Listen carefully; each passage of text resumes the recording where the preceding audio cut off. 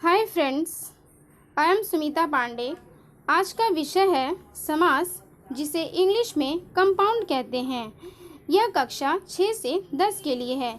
यहाँ पर मैं आपको समास पहचानने के ट्रिक बताने जा रही हूँ, जो बहुत ही सरल है। अव्ययी भाव समास, जिन शब्दों के प्रारंभ में उपसर्ग जुड़े हों उन्हें अव्ययी भाव समास कहते हैं। उपसर्ग, जिसे इंग्लिश में प्रीफिक्स कहते हैं। यहाँ पर कुछ उपसर्ग लिखे गए हैं, यथा, प्र, प्रति, निर, आ, अन, भर। यह सारे उपसर्ग हैं। इससे संबंधित कुछ उदाहरण दिए गए हैं। यथा शक्ति, तो यथा जो है वह एक उपसर्ग है। प्रतिदिन में प्रति उपसर्ग होगा। भरपेट भर उपसर्ग है। धीरे धीरे, दिन दिन, इस प्रकार के शब्द जो रिपीट होते हैं, जो दोबारा दोबारा आते हैं, 1 से 2 बार आए, तो वह भी अव्ययी भाव समास कहलाते हैं। घर घर, दिन दिन, धीरे धीरे, यह सारे कुछ अव्ययी भाव समास के उदाहरण हैं। अब हम आगे देखेंगे तत्पुरुष समास।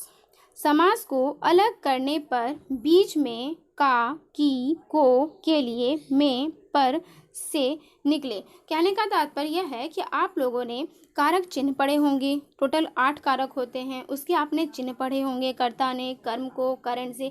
तो यही चिन्ह का प्रयोग तत्पुरुष समास में किया गया है। तो इससे संबंधित कुछ उदाहरण हैं। रंग मंच, रंग के लिए मंच। तो यहाँ पर देखो, आप लोग देखेंगे कि यहाँ पर के लिए लिखा हुआ है तत्पुरुष समास में। वनवास, वन में वास। नेत्रहीन, नेत्र से हीन। तो यह सब कुछ तत्पुरुष समास के उदाहरण हैं। आगे देखेंगे कर्मधारय समास। शब्द के दूसरे पद की विशेषता बताई जाती है।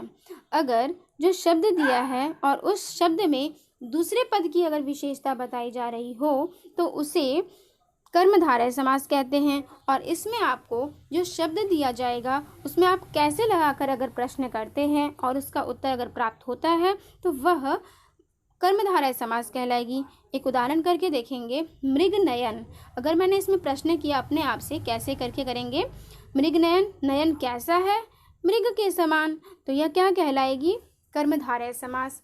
नेक्स्ट मैं कहती हूँ नीलांबर, अंबर कैसा है, नीला। तो यह क्या है, कर्मधारय समास। तो यह सब कुछ कर्मधारय समास के उदाहरण हैं। अब हम आगे देखेंगे द्वंद्व समास।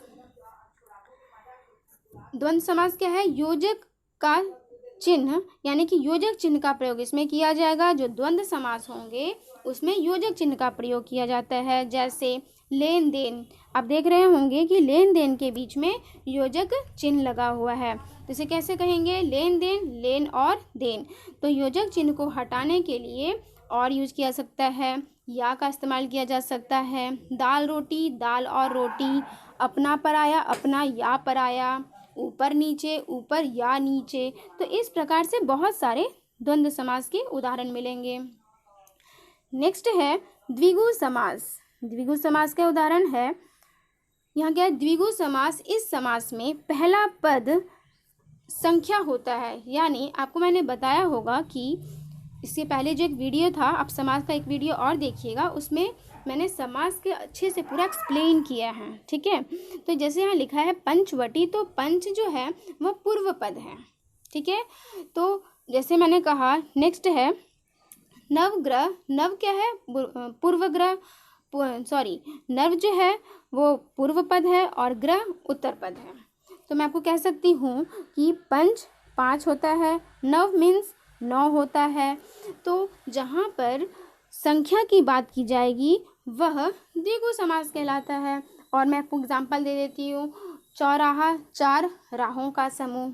शताब्दी, 100 अब्दों का समूह। चतुर्भुज, 4 भुजाओं का समूह। तो ये सारे संख्यावाची हैं, इसलिए इसे द्विगु समास कहते हैं। नेक्स्ट देखेंगे बहुब्रीहि समास। इसमें देवी देवताओं के नाम, पर्यायवाची शब्द समूह के लिए एक शब्द आता है। कहने का तात्पर्य यह है कि जो बहुब्रीहि समास होगा इसमें ज़्यादातर एटलीस्ट करीब 90% तक देवी देवताओं के ही नाम दिए जाते हैं। या मैं आपको कह सकती हूँ दूसरा और हो सकता है कि बहुत सारे शब्दों के लिए एक शब्द का भी प्रयोग किया जाता है। जैसे यहाँ लिखा है कि पर्यायवाची शब्द समूह के लिए एक शब्द, तो बहुत सारे शब्द के लिए एक शब्द का भी प्रयोग किया जाता है। तो हम उदाहरण के तौर पर देखेंगे, जैसे लिखा है त्रिनेत्र, तो त्रिनेत्र किसे कहते हैं? शंकर। लंबोदर, गणेश। प्रधानमंत्री, मंत्री में प्रधान है जो, उसे क्या कहेंगे? प्रधानमंत्री। तो इस प्रकार के कुछ उदाहरण हैं, वो बहुव्रीहि समास कहलाती है। तो आशा करती हूँ आपको यह वीडियो बहुत अच्छे से समझ में आ गई होगी। So please share, like and subscribe my channel. Don't forget to press bell icon to get the early notification. Thank you and have a nice day.